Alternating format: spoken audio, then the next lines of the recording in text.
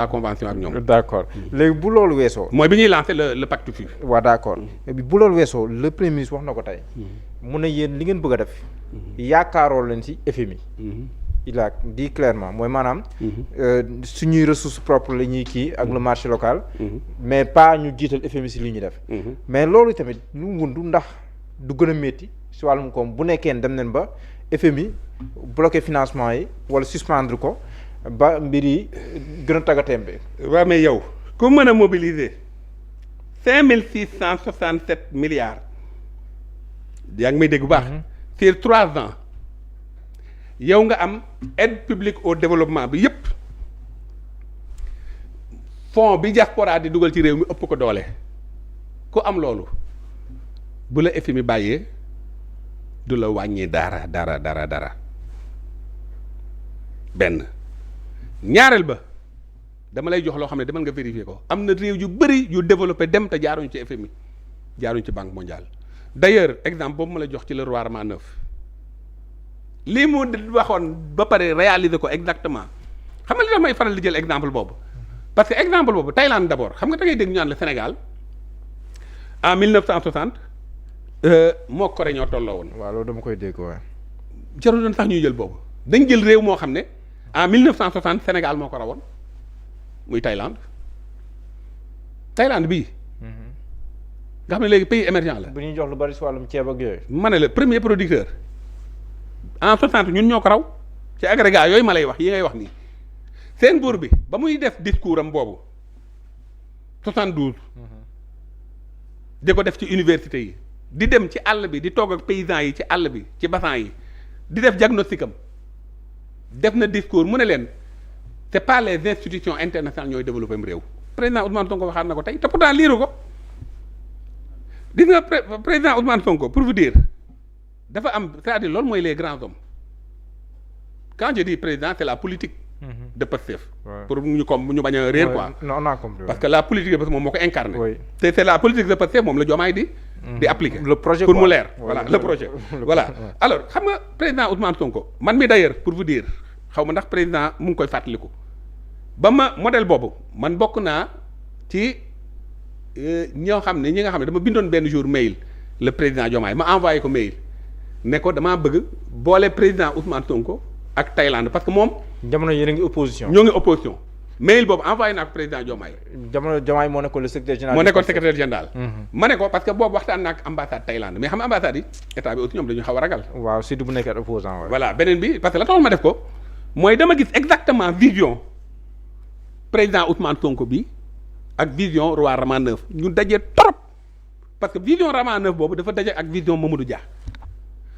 léegi comme moom d'ailleurs bi mu nekkee maire dafa créer ab direction de l'économie sociale solidaire. boobu maa ngi ciy dégg boobu nekk ma woon ci ministère bi xam nga woon ne sax maay nekk ministre bi. waa ministère boobu di xataraayu naan pourquoi mu créer def ci benn débat nangam amuñu droit benn kii tu vois alors que il a les prérogatives d'organiser son voilà son voilà son comment dirais-je sa mairie. conformément ak vision bi mu am ak li mu bëgg a def. ci loolu laa envoyé woon le président Diomaye benn mail ne ko dama ko bëggoon parce que ambassade Thaïlande ils étaient prêts à appuyer parce que ñoom modèle boobu c'est un modèle d'économie sociale solidaire. à appuyer ces initiatives parce que ñoom am nañu au niveau des ambassades dañuy am fonds yoo xam ne pour le développement la dans le cadre de la diplomatie économique par exemple ambassade yi ngay gis nii ku ci nekk am na 100 millions yoo xam ne c'est pour des projets yoo xam ne mën nañu ko financer c'est sous le pouvoir discrétionnaire de l'ambassadeur alors. ci laa décidé woon d'ailleurs projet boobu sax man bi waxee yow jël naa le même projet pour yóbbu ko Bambey ba ma demee foofu it ma dañoo war a hôpital maire bi aussi bañ lànk projet boobu après finalement may def ci ay quelques ay affaires yu ndaw mais mënul dem parce que loo bëggoon def à l'échelle communale voilà donc juste pour vous dire que ne on n'a pas besoin forcément de ces institutions internationales jox naa la les fonds de la diaspora ni mu ëpp doole aide publique au développement boobu léegi beneen bi it mooy quand tu peux mobiliser 274 milliards ci plan de redressement bi ci année bii nga mën a récupérer deuxième année bi 444 milliards troisième année nga mën a mobiliser 344 milliards ba pare ci biir loolu avec ces 4600 milliards boo ko dépensé tu vas générer 1062 milliards de recettes fiscales kon Thierno Bocoum na dem jàngi économie balaa wax lii si tu le fais tu as 1062 milliards ñoom nanguwuñoo jàng xam nga toog muy dox boobu ñu nekkoon doo leen xam ci benn métier bu sérieux doo leen xam ci vraiment yenn yi man sax bëgg may wax ci nit mais je suis obligé parfois aussi pour que scientifiquement nit ñi xam léegi nag tu es obligé non xam nga man yan jaar-jaar laa bëgg jaar-jaar yoo xam ne yow avant ngay am ndomb tànk politique gis nañ ne yow ci li nga nekk def nga ci ay preuve nekk nga ci modèle man loolu laa gëm loolu laa tuddee jaar-jaar. d'accord mais yéen seen plan de redressement bi tey tamit am na si benn intervention boo xam ne aussi dafa attirer attention yu bëree bëri mooy le financier Madana Kane bi leen di wax ne est-ce que jaawarle woon leen. le plan de redressement économique bi nga xam te ni moom la ñu defoon en 79. ak la mu sooxee woon ak yéen li ngeen def nii ba sax dem ba ne yéen sax defoo leen plan de redressement économique. waaye plan de redressement financier ngeen def ndax jaawarle amul si wàllum vision ak yooyu léegi boo leen déggu ay borom xam-xam. di leen defal critique yooyu. lan la leen def ndax daf leen di yóbbuwaat ngeen war a xoolaat plan bi am daf leen di conforter yéen seen position ngeen jàpp ne yoon bi ngeen nekk moom mooy. je crois que am na kenn ku ci wax mais le premier ministre l'a très bien répondu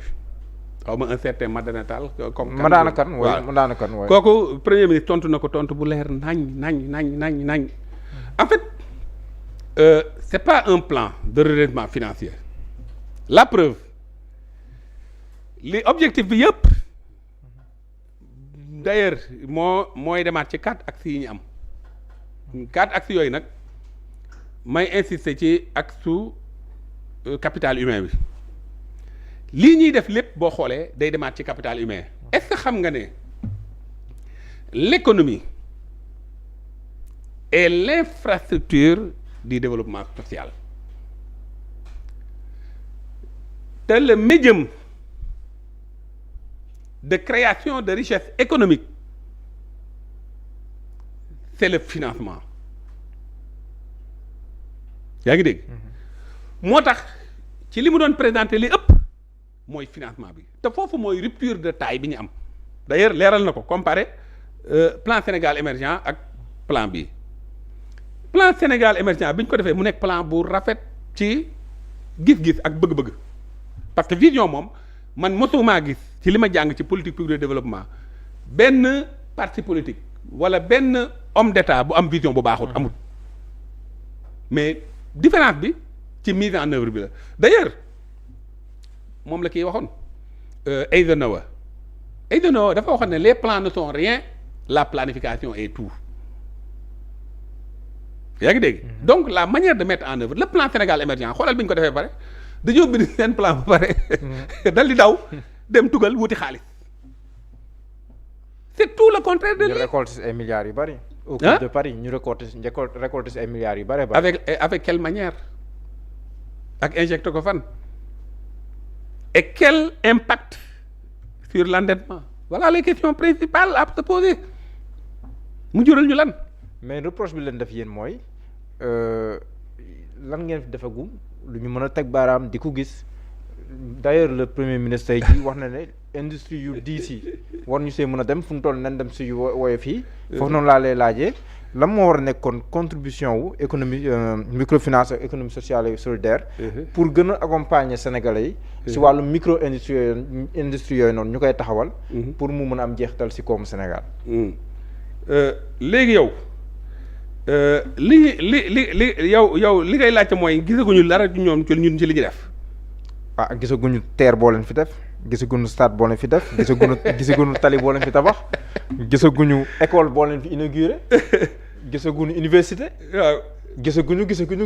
waaw léegi nag foofu laa bëgg a ñëw waaw